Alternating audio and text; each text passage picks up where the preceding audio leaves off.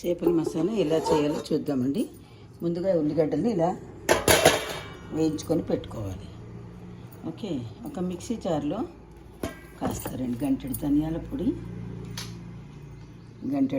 పొడి, ఒక 2 స్పూన్ల జీలకర్ర మెంతుల పొడి,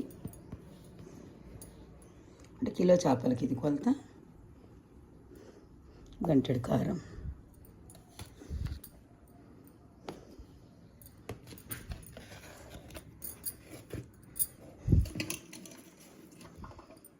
ఒలిచి పెట్టుకున్న అల్లం వెల్లుల్లి. ఓకే, ఇప్పుడు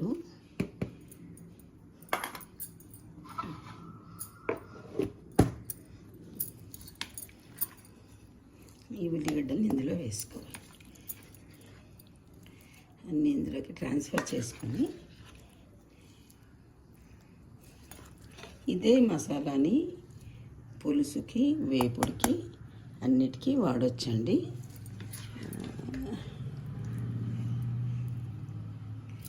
ఒక 1/2 కిలో ఉల్లిపాయలు అనుకోండి, 1/2 కిలో ఉల్లిపాయలు వేసాను.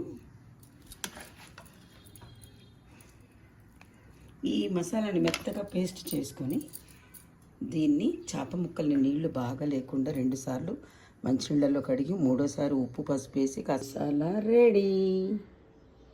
ఈ మసాలాని నీళ్లు పిండేసుకున్న చేప ముక్కలకి మ్యారినేట్ చేసి, తగినంత ఉప్పు వేసి మ్యారినేట్ చేసి ఫ్రిడ్జ్లో పెట్టుకోవాలండి. ఎక్కువ మంది ఉంటే అంత ఒకసారి వండుకోవచ్చు, లేదంటే అప్పుడు కొంచెం ఒక 3-4 డేస్ యూస్ చేసుకోవచ్చు. ఇదే మసాలాని కొంచెం చింతపండు వేరుగా నానబెట్టుకొని పులుసు కూరకి, చేపల పులుసుకి యూస్ చేస్తారండి. ఇలా మ్యారినేట్ చేసి పెట్టుకోవాలండి.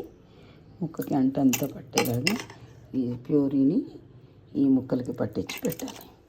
ఇదే ప్యూరీతో కోడిగుడ్ల పులుసు చేయొచ్చండి, చామగడ్డ పులుసు చేయొచ్చు.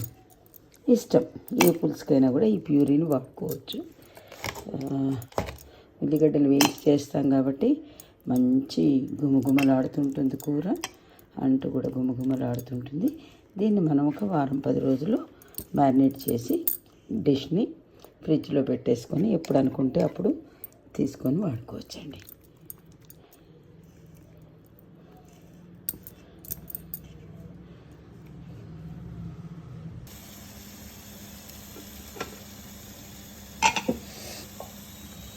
అలా మ్యారినేట్ చేసుకున్న ఫిష్ని కొద్దిగా ఇలా ప్యాన్లో వేసి చక్కగా గోలించుకోవాలి.